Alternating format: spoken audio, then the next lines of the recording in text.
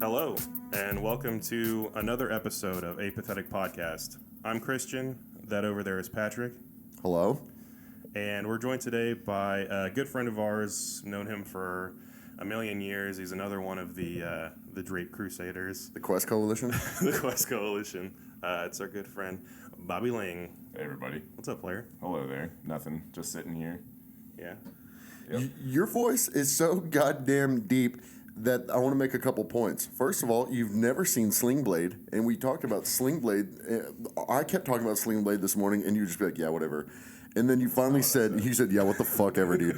And then you finally said, what's Sling Blade? And I was able to clear it up so quickly that it's obviously a Billy Bob Thornton movie. Love Billy Bob. Love old Billy Bob. Have you ever seen the third Fast and Furious movie, Tokyo Drift? No. Well, the main character in that movie plays a very small child in Sling Blade. Oh, okay. He's like 10 in Sling Hold Blade. on, which character? Oh, the main dude? That's the redneck dude. Yeah, huh? Okay. Also, Bob, I want you to know that anytime we're just talking about like gear or something, we like this is not a joke. This has been an ongoing bit for fucking 8 years.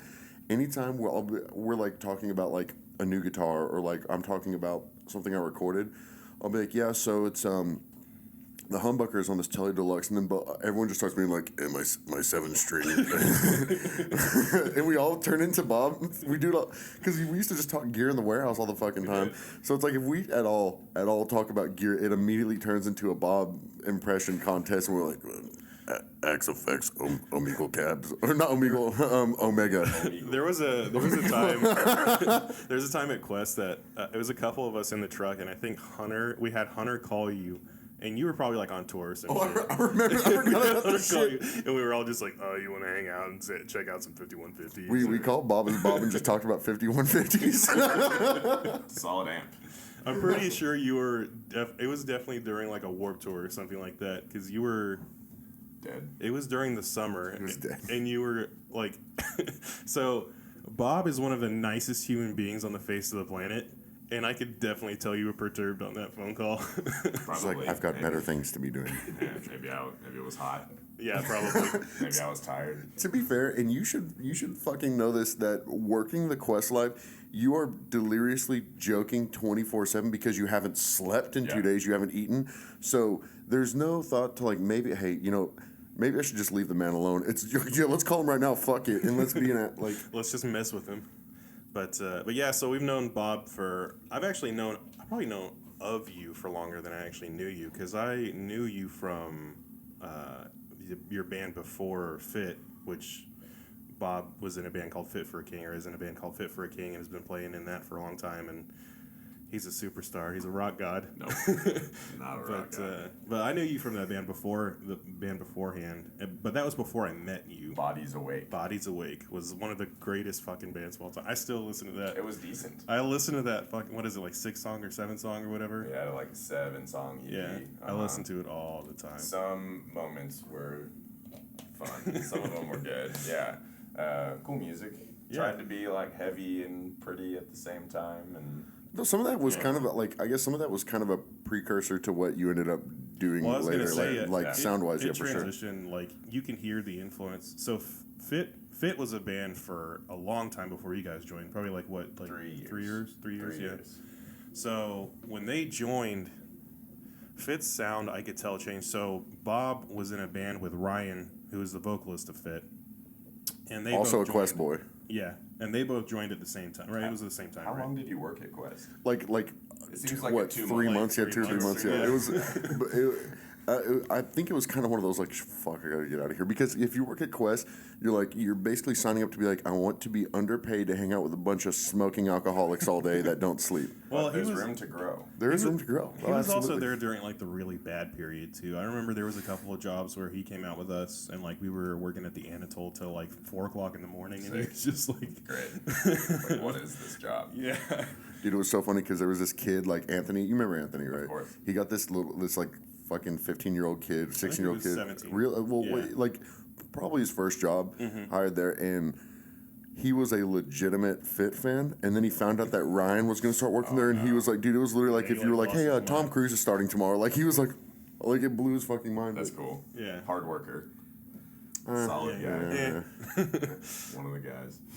But yeah, so they were in Bodies Awake together, and then they transitioned into Fit at the same time, and like you could hear the sound change pretty drastically at that point. I mean, because you guys re-recorded the old stuff, right? That we into did. An album. A few tracks made it to a full length, but the main thing that like caused that massive change was like Justin leaving the band. Yeah. And Well, you started writing more whenever you joined, right? Like you were pretty much the main. well, I don't know. I mean, I just like loved writing music. Yeah.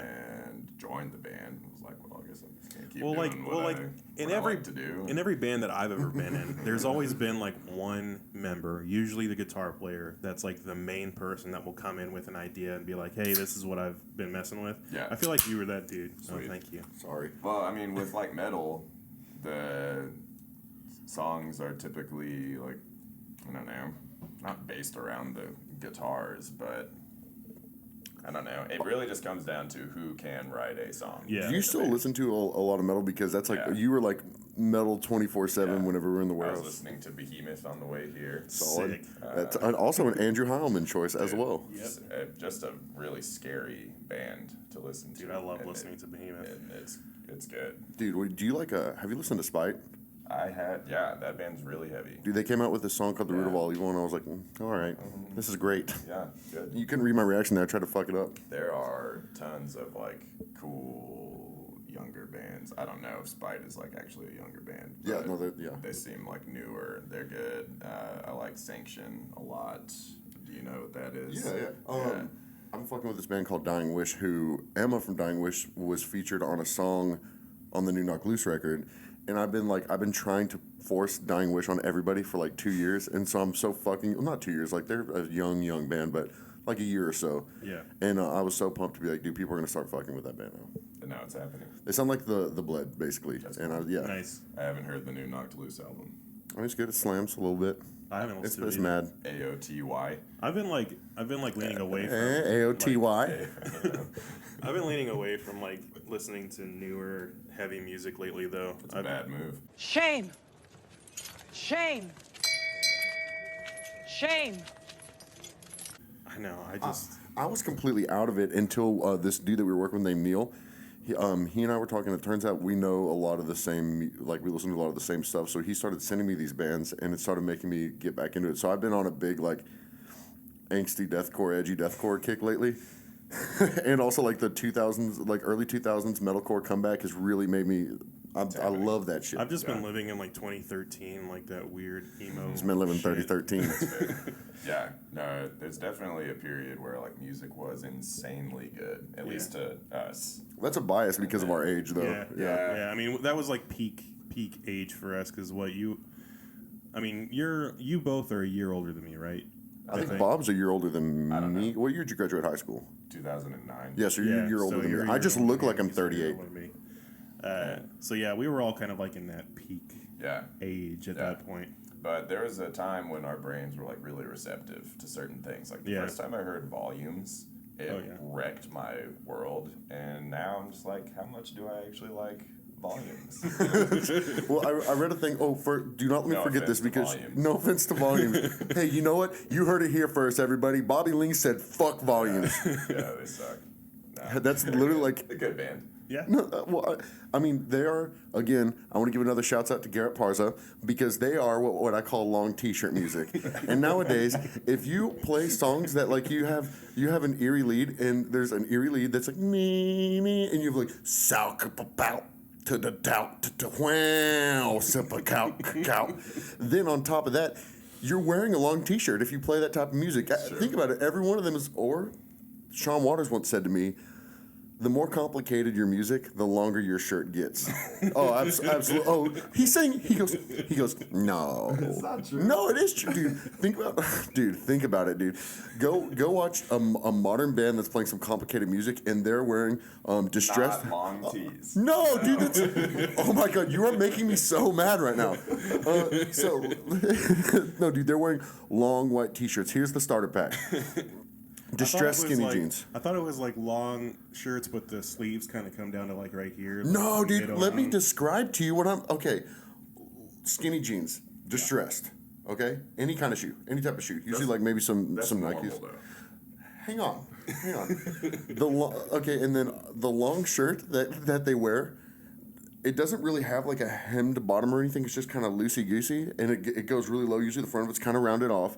And then the sleeves up top, they like come in at an angle. Like almost like if you were to roll up your shirt, but it's already cut that way. And maybe you're just so removed from the planet and so removed from what you came up in that you don't realize that, but it is the era of long t-shirt music, dude. I cannot get behind that. No, I'm just because you didn't dress right when you were playing a 7-string Omega Cap doesn't mean that I'm wrong. I really feel like you're taking shots at Bob. I feel like you're saying that the era of windbreaker music is over. And No. T-shirts. I'm calling him removed because he's denying that it's long t-shirt music era now. You said that the more technical the music was, the longer the t-shirt. Yes, That is not true. absolutely, dude. Oh my god! And also too, man, if you're like a little bit more experimental, like if you're like a fan of like Car Bomb or something, you have a dangly earring too with your long shirt. You might have it. You might have a dang. Thank you. At least give me something for fuck's sake. Okay, well, Polyphia does wear long. Oh, did we learn something here today? I knew you were gonna take it there eventually. I was just waiting for it to happen. Yeah. Hey, Bob said, come to think of it, Olivia does wear long t-shirts. Have you heard the rhythm section? Have you heard what both the Clays do in that rhythm section, dude? That band is crazy. That band is crazy and also fitting for an extremely long t-shirt. It's true. Yeah. Maybe no shirt. Dude, I bet you right now, if we look... Crop tops. Crop tops. Okay, Yeah. crop top music and long t-shirt music and also dangly earring music are All the same. All Yeah, the it all it's, intersects. It's a bit of a Venn diagram. There are different aspects to that. It's a yin and yang happening. I told Andrew a couple weeks ago, I was like, you guys went from large varsity font on the front of a t-shirt music to wallet chain music, and that is sick, and that's fine, that's good. Yeah. But I'm not gonna. You're like Past flustered. you're such for denying that whole long t-shirt thing. You're such a flat earther right now. You're so.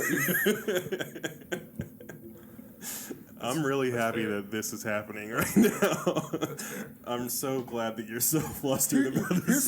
Let me tell you about what pisses me off so much is everyone else that is remotely involved with heavy music, and I've brought up the long t-shirt point too, they're like, yeah.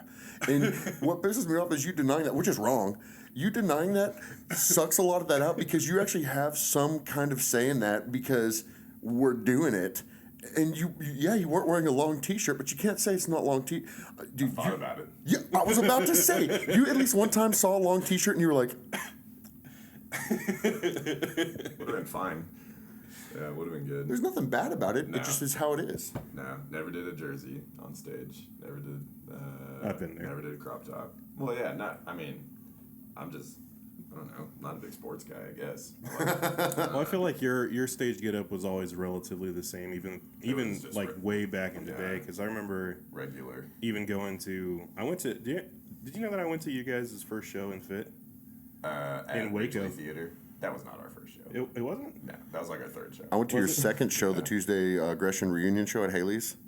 That was straight, yeah. Was not our second show. Listen, man, I know your band's history better than you do. I'm just throwing that out there. No. Well, one of your first shows. I went to that one Thank in you. Waco. Yeah, Says the Victory long Life shirt Church. denier. Yeah. Oh, yes. Okay. Yeah. They had that big room, like really, Cool really spot. big room. I was making eyes at my now wife at that show. I don't remember her being there. Emily was there. She was very there. Dude, I remember. That would make sense though, because she was hanging out with similar people. to She was me at always the in time. Waco. She may or may not have lived in Waco at the time. Don't Was- know. I don't think- A little foggy for me. I don't think remember. did she ever live there? She went to Baylor for a year, so it's okay. possible that she was a resident. Because I remember her hanging around because I used to go down there and hang out with mutual Everybody. friends. Yeah. Tyler specifically was always down there. I used to hang out with them. I don't remember ever her being around though. Oh, dude, I remember her being. She was around the Fine No, Beach I crowd remember. a lot. I remember her Yeah. being around up here. Yeah, she was always around. her up and here. Shelby were always hanging out up here, and I remember though we played a show at the Crypt Tattoo because you were always just with us at like Eric's apartment or whatever, and you went to a show. We played at the Crypt, and I remember you that and weird backyard shit they had going on. It was a Halloween show. Yeah, it was, Yeah. it was Yeah. or it might have been the Alvin show. I don't remember, but dude, I'm such a sweaty bitch. My glasses keep fogging up. Want to wear them, but Gotta see. I remember at that show, we were walking, I think, to that racetrack that's right by there, and I remember you and Emily were like 50 feet in front of us, and you were holding hands, and I remember being like, Eric, like, oh, is that they're getting married. Oh, is that a They're thing? getting married. It happened. And then you immediately got married and immediately had children. Real pregnant. Yep, real quick. Y'all were like, oh, okay, now that we're married, let's have kids right now. Yeah. Worked out. Yeah. Beautiful family. It did work out. Very lovely family. Thank you. Speaking of what you're doing now, and I'm not going to keep talking over you, by the way, but well, it's just Bob's just like, okay, all right, sick, yeah, and I'll just be like, here's a paragraph, but This is our dynamic. Pat talks a lot. And we try rein and- him back in here and there after he goes on for a while, and then we just let him go again. I do talk a lot. I just deny truths. Yeah, you deny the long. I'm long still t-shirt just thing. the long tees with the technical bands. I'm struggling to see more bands that do this. Open your fucking eyes, dude. Are you fucking serious? Read a magazine. Get on. Watch two music videos in the genre, and you'll be like, oh, Pat is absolutely correct. Okay.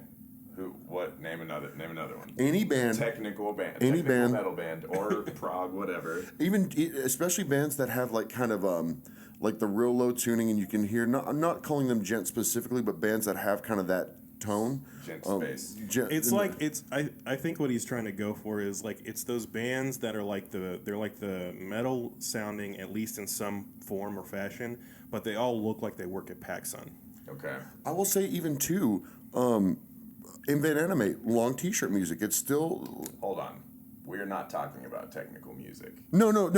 I'm not. I'm talking. It's not. Bob, Yeah, it's not. Bob, It's not. You took one thing I said about what Sean Waters said and you ran with it. Yeah, I'm talking it's- about well, Bow that's all I Patel can hear music. now. Bow Patel music, the foul, Yeah. like low tuning, That's cool. like anywhere from 7 to 9 strings. Yeah. Fair. Anything that has like because I said like that kind of guitar tone, that's long T-shirt. And if I remember correctly, some of them were also wearing extremely long T-shirts. Very long tees. Yeah, I can see it. So Bow Patow's, Bow Patel. Bow Patel. Wow, over an Erie lead. where the rhythm guitar is high gained, and Yeah. then the leads is basically a clean tone. Yeah. That's Yeah. what we're talking about. Yes. It's Yeah. like metal and space combined. So, we call that Not technical. long T-shirt music. That's fair. But also, technical bands do it as well. That's where the can't Venn see it. diagram comes I in, can't dude. see it. I can You only li- see Polyphia. You just said. I can only see it. But just Polyphia doing that puts it in the Venn diagram. That's Okay, dude, let's talk about it. Think about like a typical Polyphia tour. So they'll take like Jason Richardson out, long T-shirt music. Bet you that guy wears a long T-shirt. Yeah, he does. Oh, are we discovering something? Any fucking way. So Bob's been our friend for a long time, and Sorry, How yeah. many years? we were working together at Quest in 2012. 12? Bob, I Yeah, met you when I was in high school, so I've known you a fucking. But yeah, I minute. mean, like, we were in mutual situations like as far back as 2010. I met you when you were in fucking Harbors. Is that what it's called? Yeah. Yeah, dude. I wish I still had those songs. I don't even. MySpace deleted like everybody's music too. You can't even Yeah. go back and listen to MySpace songs anymore. Well, we deleted it all. We turned that MySpace into another MySpace, as you do. Yeah. As As you say, erase the past. There's plenty of stuff that's Make it new Where's the bands. fucking best? Yeah. yeah, there's What we plenty of did. stuff that's gone for a long time. It makes me But, sad. But yeah, the way that Bob and I got to be close was we worked together pretty closely at Quest when I first started. Every damn shift. Yeah, Every it was fucking, like y'all were together on every shift. it yeah. was like every single day for a while. But then I'm trying to remember the timeline because I feel like you guys got. I'd already signed. left. Yeah, you were. And we you worked together gone. when they signed a Solid State because remember we kept being like anytime he would be like, "Hey guys, will you come help fold?" We'd be like, "Oh, Mr. Solid State wants to fold, just talking about your label all day," and like he really wasn't. He didn't even talk about it. But I don't think you guys had like really done anything yet when I was working there because I feel like when you left Quest, you were going on your first like big tour after signing with Solid State. They signed while I was still there, but I left like right after, and that was Yeah, 20. 12. Yeah, probably Was I only away for 1 year? You left like right before I started. Oh yeah. So. I think we had like a week overlap, but we didn't work together. But yeah, so Bob and I worked together like every day for a while. We got pretty close then, and then also were you living with Mikey when Findings was a thing? Yes. Maybe the tail end. The very end. Yeah. So that was before that. So I guess we were hanging out before that, but then we got close at Quest, and then you left to go be a fucking rock star after like 3 months. I did my best. You Tried really hard. know what I'm frustrated about? And this is a good segue into things that you're doing now that I want to talk about. Some people, when they've been in a metal band, like, I don't know, fucking Ghost Main or something, go start being a creepy Xanax rapper, and that way you can get interviewed by Nardwuar. Yeah, why are you not a SoundCloud rapper right now? It's literally like, oh, I'm going to, hey, go buy a grain silo, man. No, I'm just kidding, because I would buy a fucking grain silo. I literally want to have a cow. But it transitions into what you've been doing now, which if y'all don't know, Bob and his wife, they run a plant shop together called Grow. And so our conversations have very much shifted. Like, our texts used to be about gear and bands, and now our texts are about, like, nitrogen and, like, neem oil. Yeah. Both good things. Yeah. Yeah. Dude, I feel like you guys, that was such a quick like transition too. Like, Had to be. Like whenever you open the shop, because so we've talked a couple times about Eric's bachelor party that we did in December, and you guys had like opened the shop in July, right? Mm-hmm. So like basically you've been open for a year. From July to December. Or for now, you've been open for a year. A little over a year for now. That's crazy. Because I remember you saying in December that you guys were already just like doing really fucking. Yeah, we were doing it. Yeah, it's a busy area. There's a lot of people down there. Yeah, because you guys are on Magnolia. People like plants. Oh yeah, that's definitely the perfect spot they for like it. plants. I feel like you guys are taking big advantage of the succulent market at the moment, for sure. There are so many people that come in and say, I just love succulents so much. Two things. They'll say, I wish I could live here, or I just love succulents so much. And there's a very specific type of person that says these things. I could probably make a starter pack. Probably. Yeah, could. probably. The type of like a starter pack for a person who goes into Grow. So I've actually, believe it or not, I've never been to Grow yet. I haven't. You and I have talked about it a lot, but Might be too tall. might be too tall. Yeah. But I haven't been, but I'll crouch down and come visit. But Duck for a moment. how's it been going over the past year? Like, it's funny because I guess we haven't really talked about it since December or whatever. Mm-hmm. When I was like drunk punishing outside, like the cactus, like. That was a good night. But it was a good night. But what has the past year been like, or like transitioning from like literally a completely different lifestyle to being a shop owner that sells plants? So the coolest part is like hiring people, bringing people on, finding folks that are like just as excited about plants as we are, and turning that into a thing where you have other people running your shop, and then you and your wife go to the museum on a Saturday, That's sick. So it took a year for us to be able to like. So you guys have like a full staff now? Pretty much? We're about to be down to 2 people because one of our employees is going back to school. So, yeah, we need a full team. We've bought another trailer. We're gonna have another shop, so we need a lot of hands on deck. Did you get a tall one so I can help out at it for once, please? It's like an inch and a half shorter. Dude, I know. I like plants, man. I'm not excited about it. The Grow Plant Shop Instagram is a fan of the Pepper Pat page, I must say. We are, yeah. That is true. Yeah, several likes have occurred. Oh, they'll toss me a pity like every now and then, like, look at this peon. No. Sir, spare a like on Instagram, please. No, the photo with the bucket with the peppers is pretty Solid.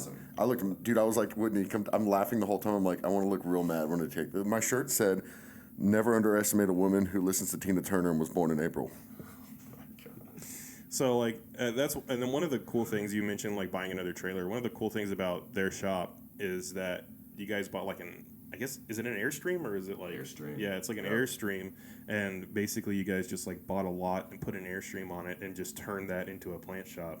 We're renting a lot. Do you leave it there? Sorry, we leave it there. Oh, wow. Yeah, we've never moved it.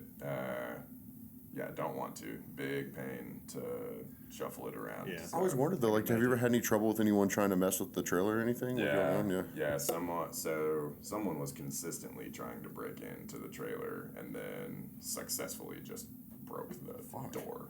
Didn't get into the trailer just broke the latch to open it. Wonderful. So now it's just broken. But now we don't have to lock it because you can't open it. So you might be wondering, how does one get inside? You just need a flathead or a little thing. Wiggle the thing over. What if the thief is one of those people that's like, I just love succulents.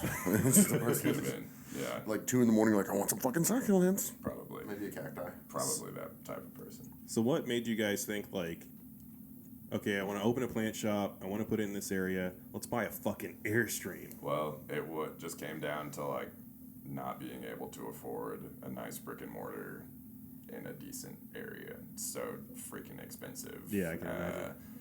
Yeah, I mean, 2 months rent in a building on Magnolia bought us the Airstream. So it's like owning our own building, basically, but just really small and not that expensive. I mean, it works. Like, definitely works. The aesthetic. I was literally about to is, say that's better for what you're saying. Yeah, I think it's better than a brick and mortar shop. I think that we've definitely had people come in. Actually, we can confirm that people have come into our shop, like, just unbeknownst to what they were about to stumble upon. They just didn't even know. curious. Yeah. They're like, why the fuck is there an Airstream in the middle of Magnolia? And that would, the chances of that happening with just like a normal wall and a door Just a wall. are slim, So, I think foot traffic for us has been better. How is social for you guys? You were talking about Instagram earlier, because I know, like, Emily has always had, like, a pretty decent social following. Yeah. Like, even when we were younger, she always did. Mm-hmm. So, like, did that transition over for the shop to have, like, a really good social presence? Yes. So, like, Emily is, like, a fantastic photographer, just really good with, like, just imagery in general. Yeah. Whether it be drawing or, like, snapping photos. Everything y'all do is cute as shit. Oh, That's what I'm. Yeah, that's it makes sense. Like, she definitely lended her talent to that for sure. Thanks. And then coming from, like, developing the Fit for a King socials, where, like, I think I can remember when we first made our Instagram for the band, and then all of us just kind of, like, tried to figure out how to reach people from that Instagram, and then we got pretty good at that, so kind of learned the ins and outs as far as, like, spreading your page, and it really just comes down to, like, providing content that you think people might be interested in looking at. So yeah, that's why we don't have an Instagram, because if we had an Instagram, it would all be like pictures of fucking Pat with a pepper and a beer. might go well. Just a lot of like, Yeah. shitty blurry pictures. Might be a hit. Just the Apathetic Podcast Instagram will be, like you said, a beer, a lot of shitty blurry pictures, probably a lot of deleted the next morning things. No, I think that should be the goal, is that we just leave it up, just because that's like our aesthetic. Our aesthetic is like, we get really drunk the night before, take a bunch of pictures we regret, and then just leave them up forever. Not a bad plan. I've always said that the title of my autobiography is going to be, what is it? Hungover in a Hurry at a Walmart. The Patrick Looper story. In a hurry. Oh, fuck, I forgot. I said my goddamn name. Doesn't matter, whatever. You've said your name on here Yeah, before. whoops-a-dizzle. That's a big whoops-a-dizzle. Yeah, I actually forgot to. Is your microphone okay? Yeah. What do you do? I'm remounting the. In a nice non-comedy way at all. We're very stoked for y'all. That shit's so cool. Oh, yeah, Like, it's I love fucking awesome. love what y'all are doing, man. Every time I talk about you guys, I always have to say like I have to like try to be jealous, because everything that you guys do makes me jealous 100%. No. But you're just fucking sweet people, so I'm like, they fucking deserve it. Hey, well, thanks. Bob deserves everything that goes well for No, I him. literally not even get like I literally if I could sit down and be like, all right, like someone has a gun to my head and they're like, find something that say some mean shit about Bob and him. I'm like, I literally don't have anything. I literally don't have anything. Yeah, my mean thing that I would say is I'm jealous about everything that you. Just be like, you oh, do we're in just art. gonna be a beautiful fucking family, huh? We're just gonna be successful and be good people, huh? Ooh. Ooh, and dude, you bringing up solid state every 5 fucking seconds, dude. Really gets. Dude, you walked in the door this morning and I was like, Bob, it's good to see you, man. It's been a while, and you're like, remember when I was on those solid state records? I did say that. He did. Man, I did say that. I did. You can do it. I did say that. I did say that. I did say that. Yeah, it's the same. Yeah, it's pretty good. Same notes. We re-signed to Solid State Records. Which is, you know that you're like doing it all right if you re-sign. That's fucking. Are you still writing stuff? Still writing. That's awesome. Still writing. Yep. Sick. It's. I'm very thankful that the guys in the band were down with that idea. Yeah, really stoked on that. Are you gonna play anymore at all, like live? You think? I don't know. I don't know. Because you're just like 100% cold turkey, not touring or anything anymore. And I just have this thing, like, the longer I go without playing, the less likely it becomes that I will actually play again. So It is kind of a use it, you lose it muscle type of thing. Yeah, Yeah, you would think. Yeah, for sure. I'm not saying like you forget how to play guitar or anything, but I was like touring all the time. And yeah, and like the older you get, that if you don't use it, you lose it. You have a family too, man. Yeah. Like creeping up to 30. Yeah, I'll be 40. How many years were you guys steadily touring? Because I want to say all of them. I want to say you guys started. Well, no, because you weren't. When you were working at Quest, you guys hadn't really been regularly touring. You guys were just like you've done a few maybe. Should have brought my wad of lammies. Wad of lammies. Because we could really dive into the history books. But yeah, I guess you guys started going heavy at it like I guess it would have been like 2012 or so. The first like big tour that we went on was fall of 2013. That's when everything like really changed. We opened for Attila. Hell yeah! The About That Life tour. I remember that. Were you guys are on the About That? Y'all were on the That Life. Yeah. I mean, Franz is a millionaire and he plays metalcore. So I mean, that obviously he's a genius. Do I cringe at his music? Yeah, but I mean, man, the mix is so heavy.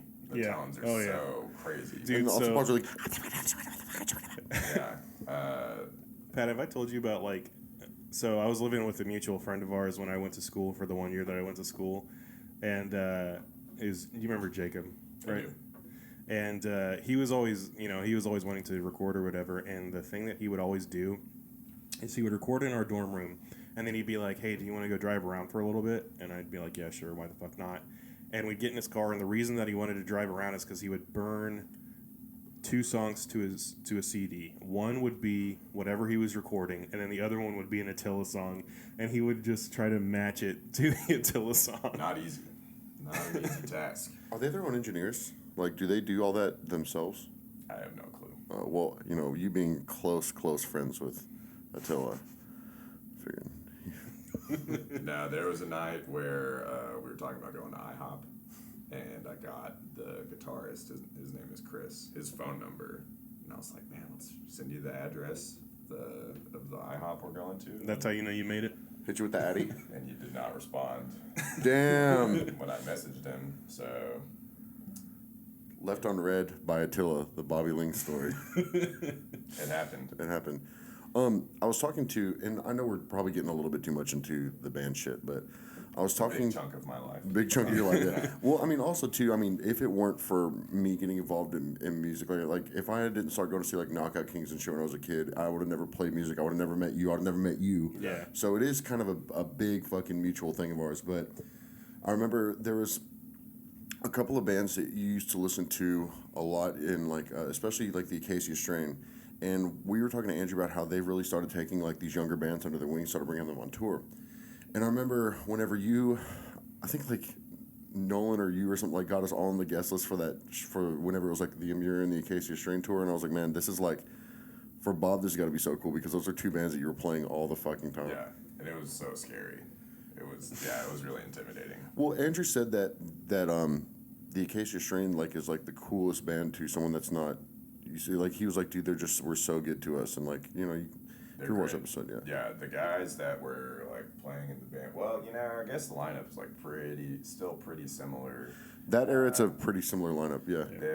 But the time, I don't know. It was just they were all so large and like a lot older, or seemed. I didn't really know how old they. Dude, they've been doing that forever. They've been touring forever. That's the thing. Like, man, having their like DVDs and watching them play in like massive Palladiums, like headlining huge rooms. So just large men, love the band. They're iconic, man. Really Yeah. successful.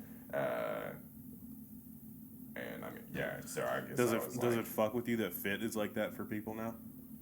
Because that dude, that Oh, straight up, 100% dude. that is a thing. I like literally. I see Fit merch fucking everywhere. Everywhere. And like, dude, especially like, like, I don't, not necessarily the generation under us, but like the wave of kids that started going to shows after us, dude, they're all like, oh, what was the first heavy band you were really into? Fit for a King. Yeah, like, weird. all Yeah, of them. Weird.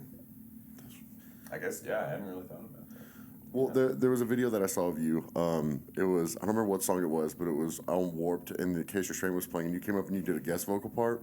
Oh, that was And I was like, dude, I was literally, dude, Bob has a colossal boner right now. Like Yeah. that, literally, that's the happiest I've ever seen that man I got ever. to do that like 2 or 3 times. That's to me. I just feel like when you grow up listening to somebody, like I've had these bands that I've just worshipped my whole life, and then just to be like doing that same thing, but alongside them has got to be such a fucking, like, I would feel like I fell into an alternate universe or something. Yeah.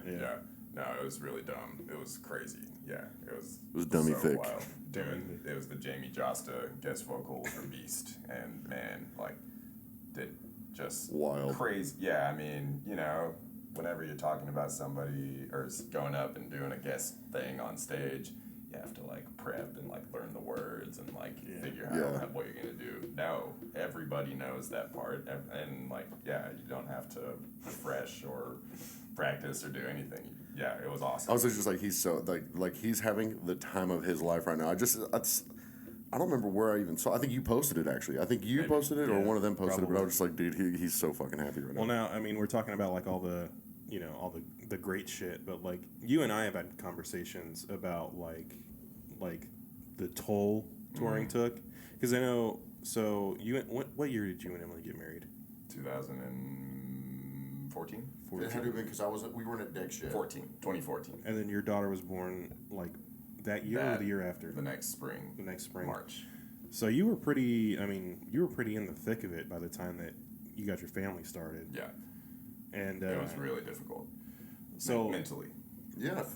yeah, that's like, I think that's one of the things that like I don't think people think about sometimes. Like, you know, we're over here talking about like, oh, you did guest vocals for the Cage Strain or whatever, and like it's super dope. But then like on the other side of it, there is like, if you're touring all the time like you guys were, there is like shit at home that you still have to worry about. And like I said, we've talked about it before, and I know that was like fucking with you a lot. Did it ever like seem like the experience was lesser because you were missing stuff back home? No, not really. Just I guess I went for so long, was doing it for so long, like without having children. So learned the ropes, got a good feel for it, learned that it was pretty cool. I mean, and then as soon as Finley was born, it was really, really tough. Like leaving, super tough leaving. I would always have like a day where I was like pretty down. And then you kind of just start to like distract yourself, and it's really messed up. But you kind of have to like not think about home. Yeah, that makes sense. Well, I mean, that a lot of people, like, I remember, I think I went and saw, it was a Halloween show in, I think, 2008. It was As I Lay Dying and Through the Eyes of the Dead at the Door, Dallas. Some fast double bass. Dude, just, yeah, I saw them, and I remember I didn't recognize the bassist of As I Lay Dying at the time, so I looked it up, and the bassist then, he had just gotten married and and I'm sure that he thought about it all the time because it led to him just leaving the band when they were like pretty much at the top, you know. And so I just like I always hear these stories about people, you know, that's got to be so fucking hard, you know what I mean? Yeah. When children become involved, especially. Man, but I mean, some guys just can. They just like, it's all good. There's so many guys in successful bands that do have like full families at home. Sure, the balance, yeah. Yeah, I mean, like, Yeah, I don't doubt that you can make it work by any means, but I can tell like it's definitely one of those things that will certainly fuck with you if you're, you know, especially because I don't know why, but I've always felt like you would seem more like a homebody type person. I am. I definitely am. Because I remember when you were living with Mikey and stuff, you and Emily would always hang out just at the house. Like, Yeah. I don't remember you guys ever going out and doing anything. You No, always hung out a lot. we only went to Chick-fil-A. We didn't go and do anything. Maybe Fuzzies, but never did anything. No. Well, maybe sometimes, but the occasional movie. Maybe we went shopping. Who knows? Did you get your stuff back ever? Got some stuff back. Well, I remember that you got a lot of your stuff back. And Did Mikey just get gypped? Yeah, Mikey didn't get. Fuck you, Mikey. Mikey's Xbox. For the record, they got robbed. Is what I'm talking about. When they were Yeah, living together. when Bob was living with our friend Mikey, who we used to play in a band with, they got robbed. Like, I think you guys were just working though, right? You weren't even like out of town or anything. I was out of town. But Mikey was there. not. Mikey was home. Yeah. I remember it was like Halloween. He was home when it happened. No. Oh, He okay. came home to the door open. Like being with the That happened to me lights on. once, actually. Yeah. Yeah, it was not cool, man. But y'all got a bunch of stuff taken. Like Yes. a bunch of guitars were taken. I Everything. remember. They took Xbox, our DVD collection. Yeah. Why? I don't understand. Shut up, man. Yeah, they took my Monterey, the Fernandez Monterey. I was literally about to say in that era, dude. Jokingly, I was gonna say, I bet you a fucking Fernandez was stolen because everyone was playing a fucking. Never mind. What happened Sorry. to them? They're still in production. Yeah. Yeah. But sorry, yeah. What you lost like some? Mikey got like a watch back or something. But I feel like I remember you saying that you got a good amount of like at least your guitars I back. think I got everything except for I had like a Squire acoustic, my first guitar. Yeah. Never got that back. That was your first guitar. Squire That acoustic, sucks. Dude. Yeah. That sucks. And then I had an Ibanez, the G10. Mm-hmm. It didn't work. So, but they took that, never got that back. But I think Fernandez came back. Mikey, Yeah. he only got like one or two things back, I think. A watch.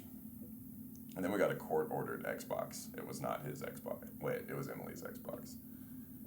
A court ordered Xbox. Like Yeah, they were the like. court just like, and then it They were just like, immediately give them an It Xbox. immediately red ringed as soon as we. Yeah, this was the moved on. 360 days. This was not an Xbox One. This was a 360. This where is you when could- this is when Xbox didn't stop you from saying anything on Xbox Live and nothing. Dude, 2006 through 2012 Xbox was just the most like like it was just like a cesspool of bigotry because it's like, oh, we played the game together. You beat me at the game. I'm gonna call you everything that would cancel your entire life nowadays. Not me. I wasn't saying it. I really wasn't. But lots of hard R's being tossed around in Call of I was Duty about by to say, that's why- 9-year-olds. That's why there's so many like videos that YouTubers have to like comment on from back in those days. Jeez, I missed all that. I never did an Xbox Live. That was Never done it. Really? Never did it. you never had a night in like 2008 where you just like got some Cheetos and like playing Halo 3 with the boys all Never night. played Halo. Wow, you're fucking up. Pat's gonna be really mad at you now. Dude, straight up.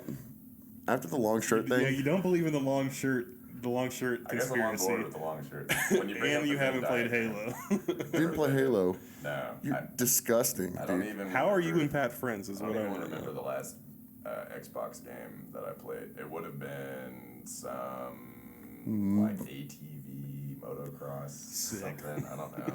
Something Never at one played of my- Halo. One of my Huh. friend's house. I stopped playing video games when I was like 12 or 13. And that's why you're so successful in everything that you No, do. a lot of successful people play video games. We know this. I remember, you remember Riley Morgan, right? Yeah. Also a Quest boy. Yeah. Shouts out Facing Worlds. He came over one night and we were that big ass like 300-pound tube TV that you had. You remember? There was this gigantic. It was like the first HD TV ever. We were playing Halo on it, and I just was like, Riley, just say whatever you want. Here's the headset. So he just pretended to be an extremely high guy who people would be playing, and I would kill them because we were playing SWAT, which I'm good at. And he'd be like, "Hey, you fuck ass, bitch I ass." remember that. And dude, it was just so fucking funny because Riley, who was straight edge at the time, doing an extremely good high guy impression, which is something we all did for like 2 years. But anyway, good memory about Halo that you missed out on. Yeah. Classic times. Missed the whole wave. It's disgusting. Yeah, you were too busy, being a fucking rock star, No. being the most beautiful, cute little family ever. Fucking. Would I buy some form of gaming console now and play like the newest MLB game? Yes. Yes, I would. Well, yeah, that goes hard. Okay, I can get on that. Yeah. I Yeah, absolutely would, but not in the cards. No. It's just not going to happen. Well, I'm sure eventually your son will probably get to that point. We'll see what happens. I'm curious. Yeah. Give him a fedora. Might have a flat cap. Might have Nothing to flat cap. Dorito. How old's your kids now? So Cash will be 2 on October 18th. That Jesus. blows my fucking mind. God. It's gonna be crazy for you as the father watching these humans just be like, I'm a grown up. That would mean pretty that wild. family's probably like 4. She's 4. Christ. Jeez. We're doing Meet the Teacher this School? coming Friday. Oh my What God. the dude? Nathan's kids are like 100 years old now. Oh, yeah, Like they're JC's like 11, I think. insane. Insane. She's up there. Wow. She's like 9, 10, 11, something like Wow. They have a shitload of kids now. They have a fuck ton of that. They children. have like 4? Didn't they have twins? Yeah. They had twins at some point, yeah. Yeah, they had the first 2 and then they had twins. And I think that's it. Fucking Gator. That's brutal. Gator. Mikey used to tell me that because Mikey and Nathan are they're obviously brothers, but there's also things that are extremely different. They're very different people. So I remember he was saying that during like the whole like because it was like the scene era. So like during like when they were really doing Speak Now and they were really doing and he was really doing like the Gator shows with Russell and shit. When Russell had the highlighter hair because he wanted to look like what's the Kyle Burns, is that his name from for Russell? I love you so much. I'm just being a dick. There was one time because people were like buying Gator shirts and like wearing them to Molly shows and shit. And Mikey told me once that like whenever Mikey was just like he didn't want to hear it. Sometimes you just don't. I don't bother him at that moment, but they'd be sitting on the couch and he'd be like, "Hey man, will you hand me those Gator shoes over there?" Like he needs his shoes, or they'd be eating some chips. He's like, "Hey man, will you pass me the Gator chips?" Just stupid. He would try to plug himself all the time. By the way, Gator was Nathan, who was Mikey's brother. Gator was his nickname. he had a musical act called Gator that was like Well, people called him Gator before. yeah, but people called I think that was a thing that Yeah, it was his nickname for a long time before that. fucking Gator dude. Gator. G, the number 8 R. Nathan and I worked on some music together, and it is some of the like best.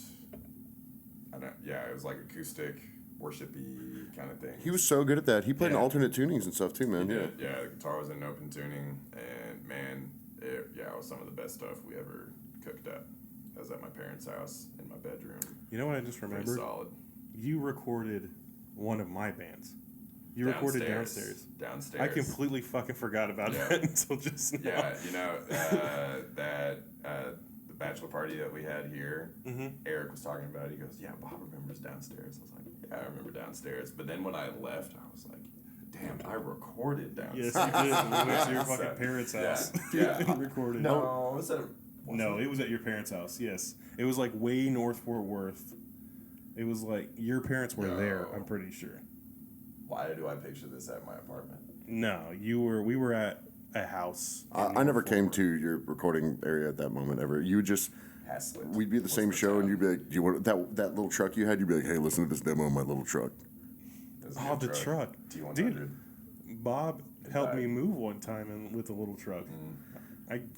He would just make like a 3-minute track that was just breakdowns, and we would just go in his car and listen to it. Like I remember there was one time that I think you showed me and Eric and maybe you like the early version of Ancient Waters, like in that truck. Yeah. Oh yeah, Man, good stuff. I used to do this thing where I would like play like some like heavy ass track from like another band and like tell somebody that I wrote it. What if you did that to us, dude? You dirty shirt denying sack of shit. No, I did. There was like this guy on the drum line with us that there was these like 2 Devil Wears Prada demos, and I told him that they were my band, and believed me for a really long time. And then I was just living this lie that I couldn't. You're just too deep, dude. Really bad idea.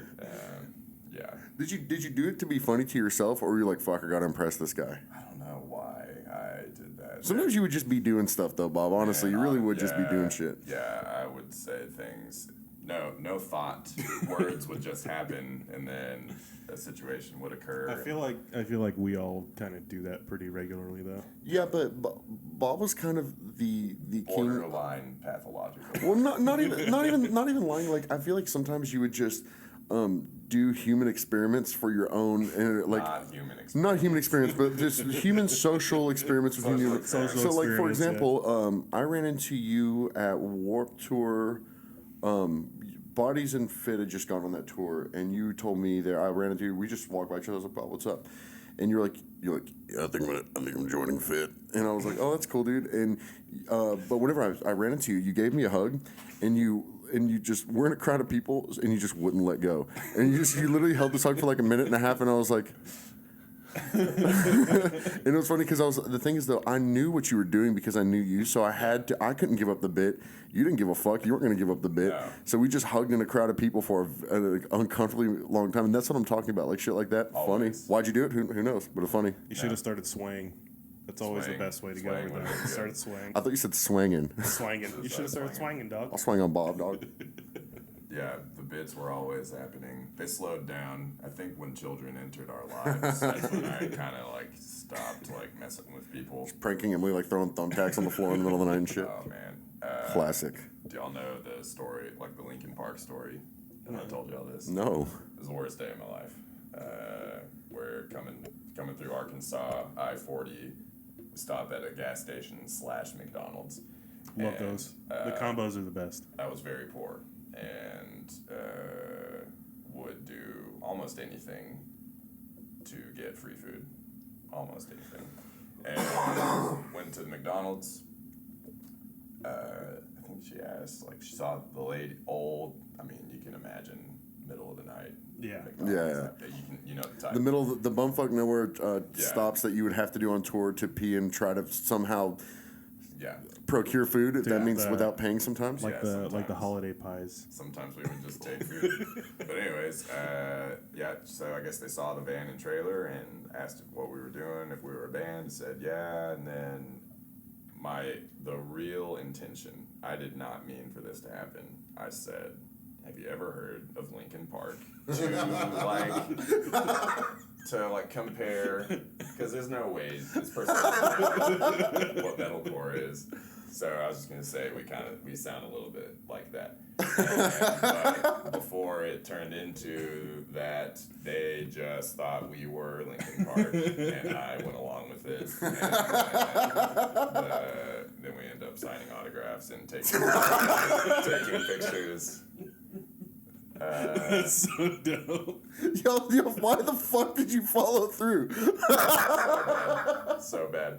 And then they gave us free food, bunch of free food.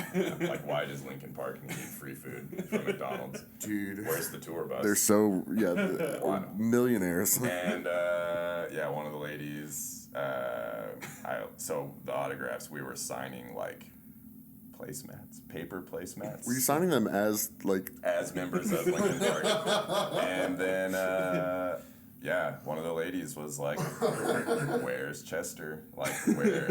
Which one's Chester? And we're like, oh, he is asleep. Because that would be the face. Yeah, You that would would- most of the time you that don't remember what, the basis of Lincoln Park literally was like, I can go to a restaurant anytime I want to. Fine. Yeah. So, but then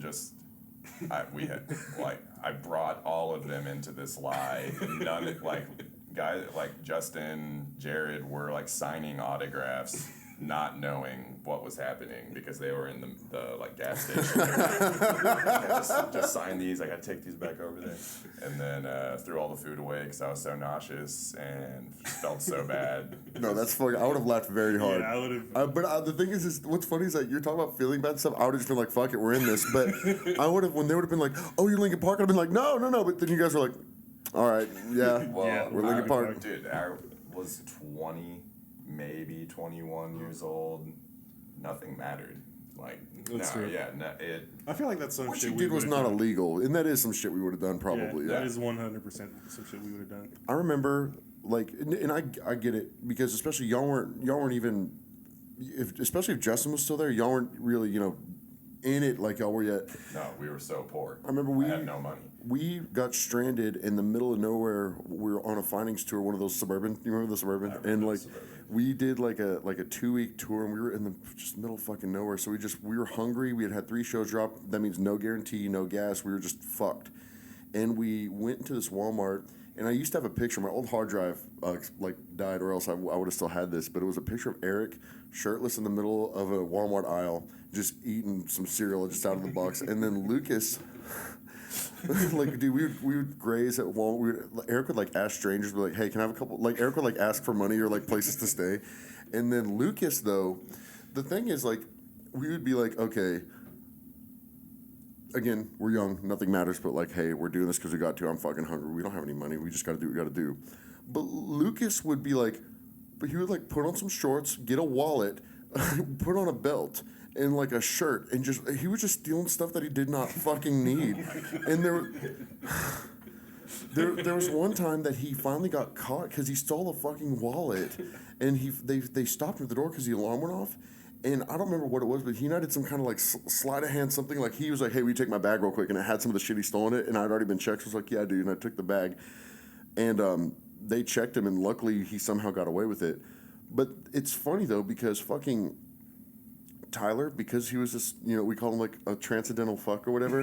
He was like always wearing like when it was still cool, like wolf imagery and like dream catchers and shit. fucking moccasins on every day. Tyler, like, no, it's like he was invisible. Nobody ever questioned him. He would literally like fill a cart with stuff and just walk the fuck out. And I don't understand how nobody. He was Peter Pan. I feel like we're teaching people how to Literally. steal from Walmart right Dude, now. literally, like what'd you say? I said I feel like we're teaching people how to steal from Walmart right now. The best way to steal from Walmart is take a receipt out of a trash can that's in front of the building, Absolutely. go find all of the items, That's and the way. return them with the receipt. All these stories are purely hypothetical, by the way. I'm just saying. Never done. Well, I have actually never done that. Yeah. I've never done any of the things I'm saying here, but sometimes if Never committed a crime. hypothetically, if you had to enter in 4011 as the code for bananas and then weigh something heavy out as bananas to make it cost instead of $20, $2 because you're on a tour budget, It happens. it happens hypothetically. Hypothetically, yeah. I wouldn't. I would never. Never do that. Holiday pies, fucking. Ugh. Yeah. You know Do you know the pies? holiday Of pie course. thing? Of course. God, that was a really, really bad idea. Basically, we were on tour. It was Fucking Oklahoma. in Oklahoma. Well, we were in like legitimately middle of nowhere, Oklahoma. Which is most of Oklahoma. Yeah, there was no telling where we were actually at, and we stopped at a gas station, McDonald's combo, and got holiday pies. I don't know why we thought it looked good, but then the remainder of the tour was spent pretty sick for, It was for a unique everybody. name. And for the record, a holiday pie is like, like the fried apple pie, but instead of any type of good filling, it's like some type of like icing imitation dairy product just filled with sprinkles. And someone made that and sold it. Someone had to present that in a board meeting to a McDonald's executives, and and they'd then- be like, "That's fucking And genius." then our dumbasses bought like 8 of them. Pretty good. They're cheap as shit.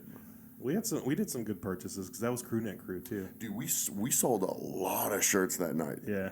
I remember y'all took down my stuff and I just ran over there because it was like the first rendition of like the square readers and I would just Oh yeah, I think balling. you, Eric, and Mikey all ran to the merch table, and just me and Devin were breaking down. Which Devin was probably mad about that. He got sick too that tour. Remember? Yeah. He ended up like getting the flu at the end Sickly of it. boy. Dude, flew on tour. No thanks. We were literally driving home the day that he got sick. Though. That's good.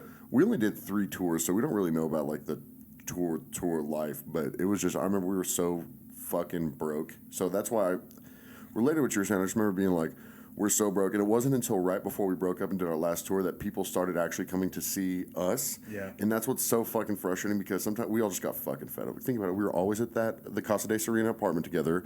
A bunch of clashing a bunch of extremely weird personalities working together, and we were always in a car together. And I think we all just got so fucking sick of each other. But, Probably. Except for me because I wasn't living here at the time. No. yeah, that's it. How did y'all do that so much and not want to tear each other's fucking heads off? It all comes down to the personalities. I was about to say because I only really know you and Ryan, but Man. y'all both seem like y'all would be chilled. at Real times. mellow, man. I mean, Ryan's the most mellow dude I know, which is funny because he's Yeah. such a beast on stage. the hardest things for like Kirby and I were just like to confront it. Like anytime there was like an issue, something that needed to be talked about, Yeah. he and I were both so passive. And Michael is not, so that's why fights would start with us. Yeah. So I don't think any of us were. At the time, I'm very non-confrontational usually, but yeah. I've seen like Tuck and Jared almost fought at Scranton Warped Tour.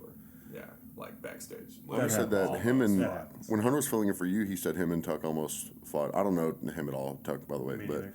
he said that they had a very big argument before They're Or both, everyone well, says. I mean, they're both like big dudes, and I guess maybe a lot of testosterone. I don't know.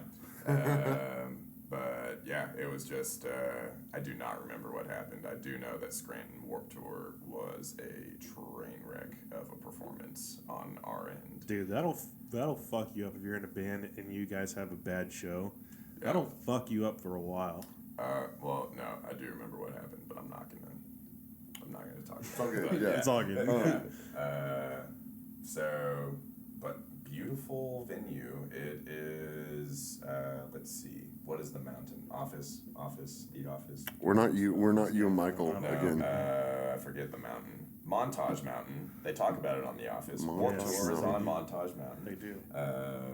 I have Poor Richard's memorabilia from. I'm really glad you brought that up because that's the one thing that I knew that I wanted to talk to you about, and I'm really glad because I completely forgot.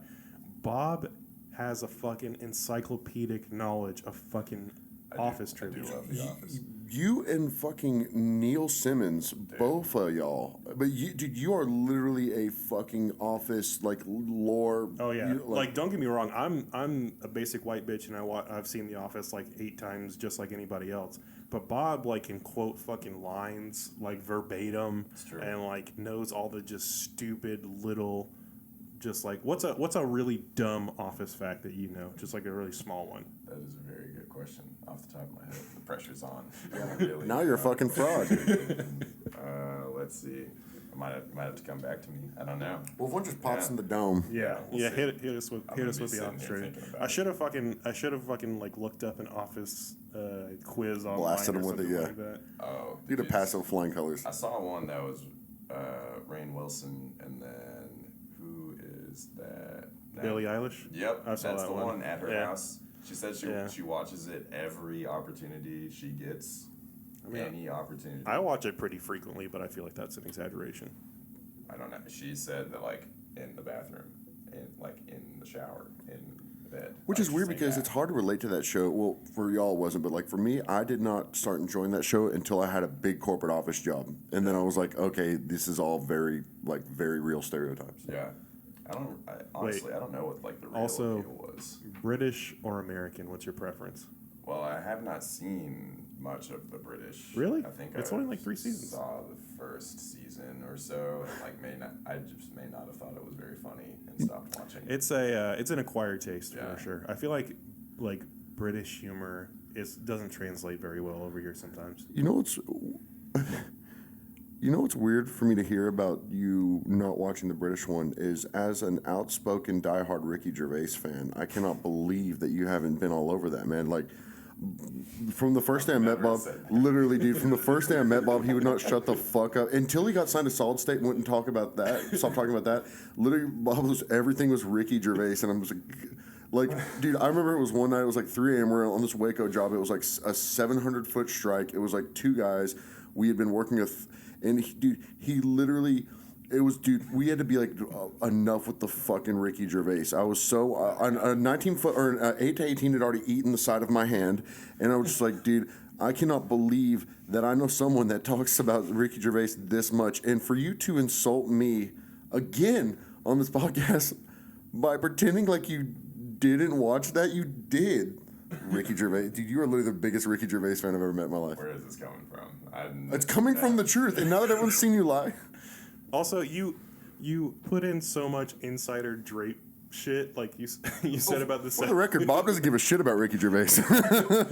Like you talked about getting your hand caught in a fucking 818. Like Haven't nobody thought knows what that means. I haven't thought about it up in a minute, dude. You know- honestly. I kind of worry sometimes that I'm sterile. Because, Yeah, all the aluminum. it's not just it's not the aluminum, it's not the, The Mountain Dew at 2 o'clock in the morning. no, it's more the fact that, you know how whenever it turns winter on a drape job, all of the metal shocks the shit out of you all the time, right? And the drape. Oh, dude, like the drape used to I fuck remember me the up with cotton like being real- shocking me all yeah. the time. Literally, all the hardware would just shock me all the time. However, the hardware and the lid on those hampers is exactly testicle high. So I zapped my balls so many times working a winter drape job that I'm thinking, maybe it just did me in. It's a possibility. I mean, I'm pretty sure we all have permanent damage from that job because Somehow. my back has never been the same.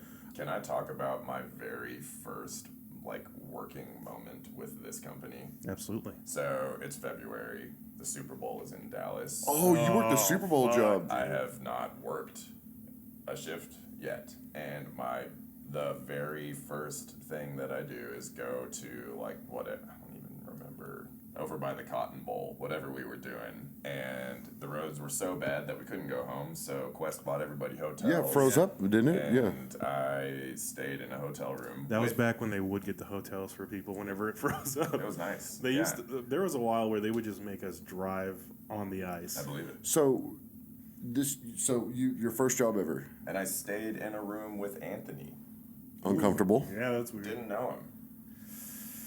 That'd be weird even if you did know him. What was his title with the company? He was the GM. manager. He was the GM, yeah. Of the office. Of that branch. Like the boss of the office. Yeah, basically. he was the He general was like manager of the the Dallas branch. There's Lee, the CEO, and then each person has the head of an office, a GM of an office, and that was Anthony. Well, there was corporate.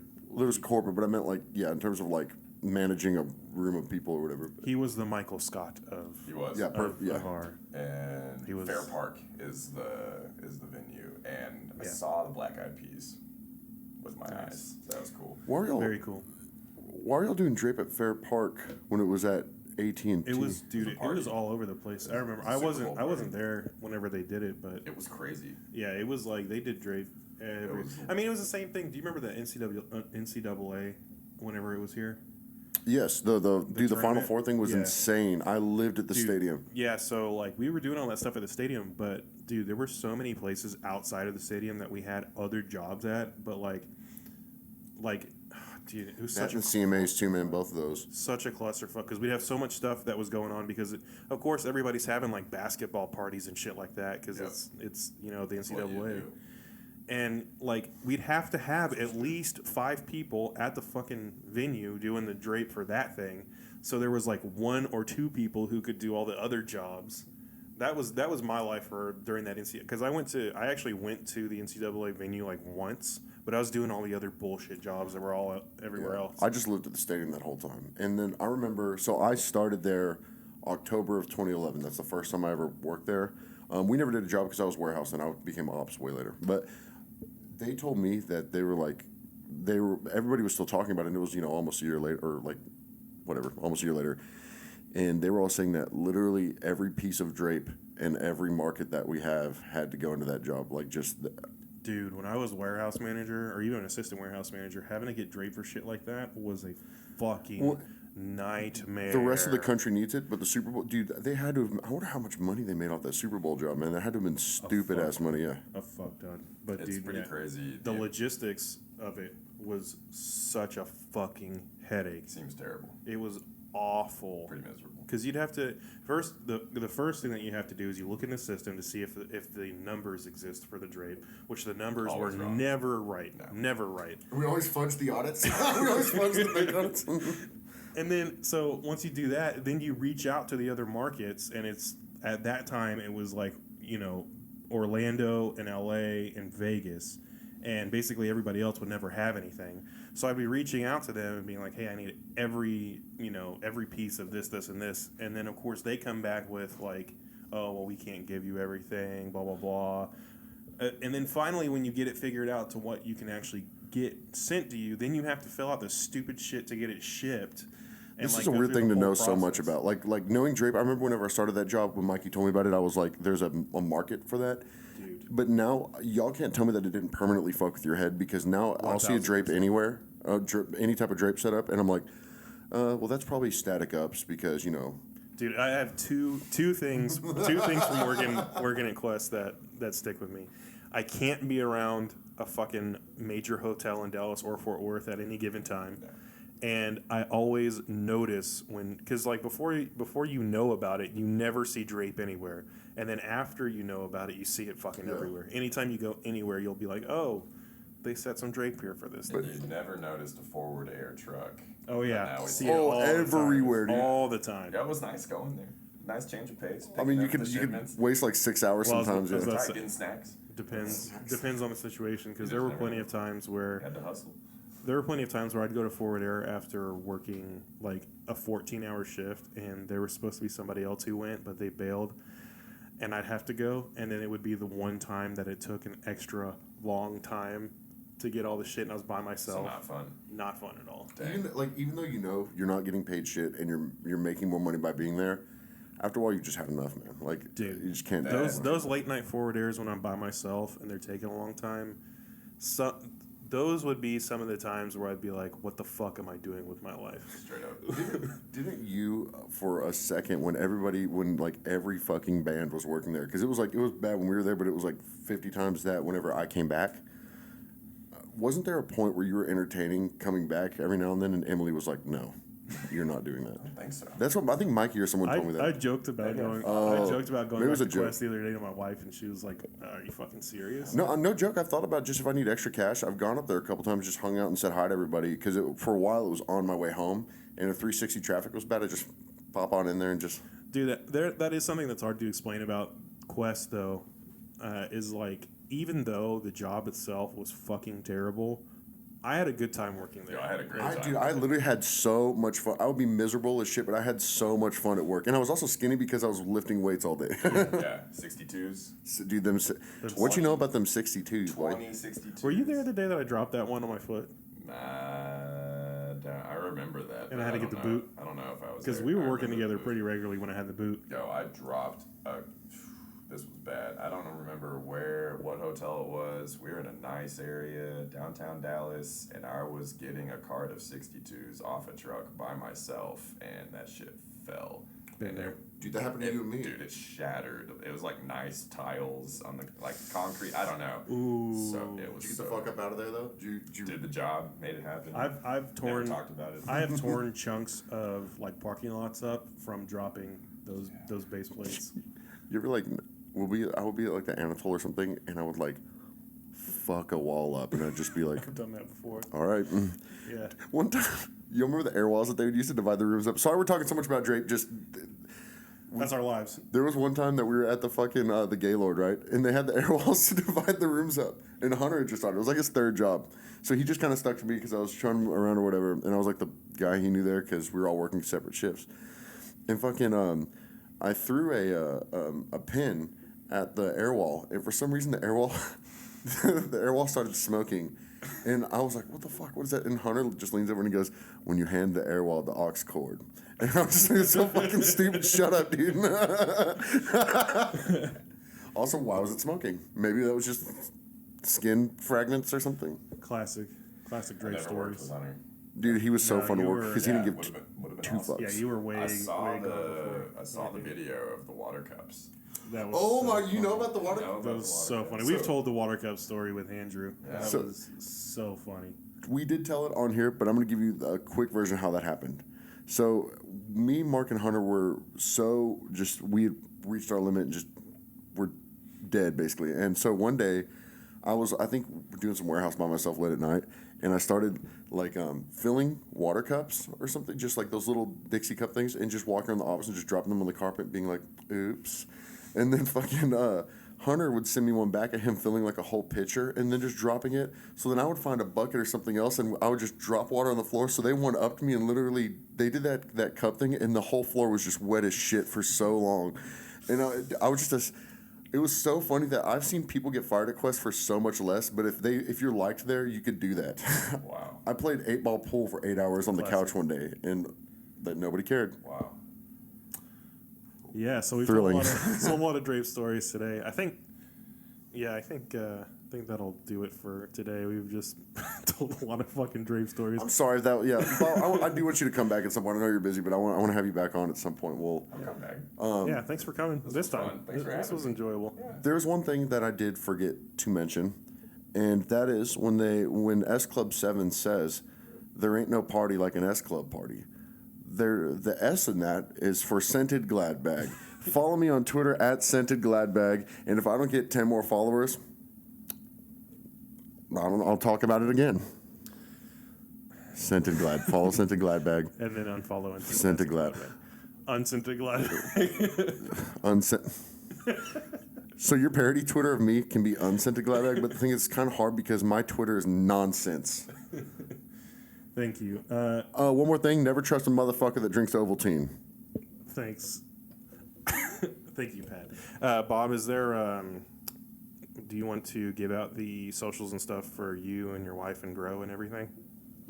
The shop's Instagram is @GrowPlantShop. That's it. That's it. Just That's giving it. that out. Sick. Yeah, and Any big cactus events coming up? no big cat. Anything Well, interesting? maybe some weddings coming up. We'll see. Check the calendar. I don't know. Dope. Beautiful. Yeah.